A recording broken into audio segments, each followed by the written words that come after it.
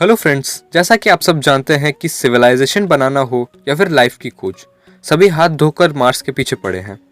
तो आज के इस वीडियो में हम इसी के पीछे की वजह जानेंगे और ये भी डिटेल में जानेंगे कि ह्यूमन सिविलाइजेशन मार्स पे कैसे जिंदा रह सकता है। So without any delay let's start the video. तो सबसे पहले ये जानते हैं कि लाइफ के लिए सभी मार्स के पीछे क्यों पड़े हैं। सबसे पहली वजह ये है कि मार्स अर्थ के अलावा एकमात्र ऐसा प्लैनेट है जो कि हमारे सोलर सिस्टम के हैबिटेबल जोन में आता है। दूसरी वजह ये है कि मार्स का टेम्परेचर कुछ हद तक अर्थ के टेम्परेचर से सिमिलर है। तीसरी वजह ये है कि हमारे सोलर सिस्टम में 4 गैसियस प्लैनेट हैं जिन पर हम लैंड नहीं कर सकते, जैसे जुपिटर, सैटर्न, यूरेनस, नेपच्यून। पर प्लूटो एक ऐसा प्लैनेट है जिस पर ठोस जमीन है, पर वो सूरज से बहुत ज़्यादा दूर है। इसी वजह से वहाँ का टेम्परेचर -200 डिग्री सेंटीग्रेड से भी कम है और इतने कम टेम्परेचर में हम जिंदा नहीं रह सकते।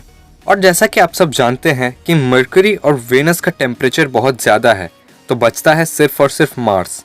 तो अब हम ये तो जान चुके हैं कि सभी मार्स के पीछे क्यों पड़े हैं, और अब मैं आप सबको इस वीडियो में ये बताऊंगा कि साइंटिस्ट ने क्या प्लान बनाए हैं मार्स को एक हैबिटेबल प्लैनेट बनाने के लिए।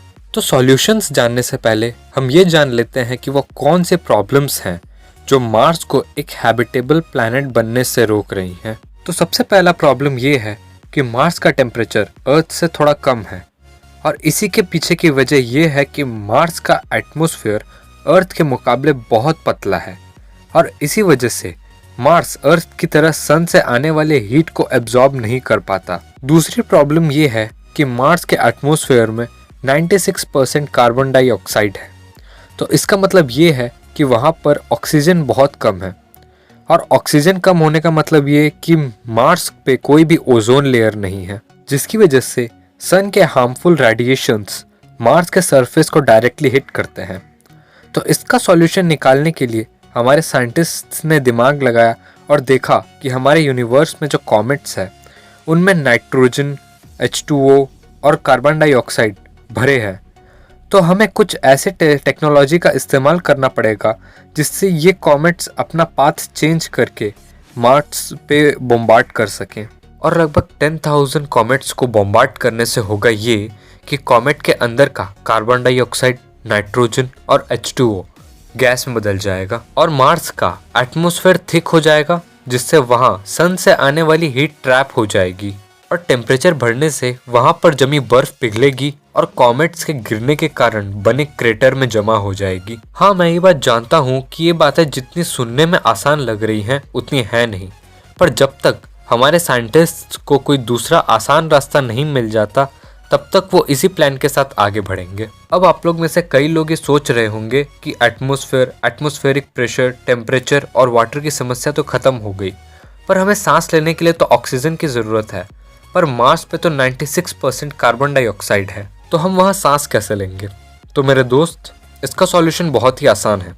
हमारे प्लैनेट्स पे जो साइनोबैक्टीरियाज हैं वो क्लोरोफिल कंटेन करते हैं, तो वो अपने सर्वाइवल के लिए सन से आने वाले लाइट और मार्स में जो 96% कार्बन डाइऑक्साइड है उसे यूज़ करेंगे।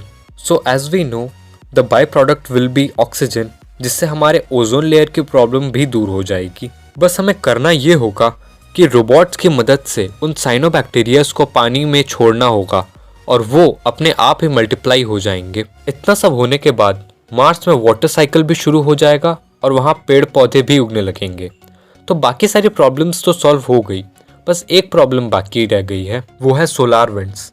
जैसे हम अर्थ पे अर्थ की मैग्नेटिक फील्ड की मदद से बच जाते हैं, पर मार्स पे कोई भी मैग्नेटिक फील्ड नहीं है। तो इस प्रॉब्लम का सल्यूशन साइंटिस्ट ने इस प्रकार निकाला है कि वो मार्स के चारों तरफ स्पेस में चेन्स ऑफ इलेक्ट्रोमैग्नेट बिछा देंगे, और वो चेन्स हमें सोलर विंड्स से अर्थ के मैग्नेटिक फील्ड के तरह ही प्रोटेक्ट करेगा। मैं ये बात अच्छी तरह से जानता हूँ कि जिस आसानी से मैंने ये सॉल्यूशंस बताए हैं ये उससे कई गुना मुश्किल है, पर जब तक हमारे साइंटिस्ट्स को कोई आसान तरीका नहीं मिल जाता तब तक वो इसी प्लान के साथ आगे बढ़ेंगे।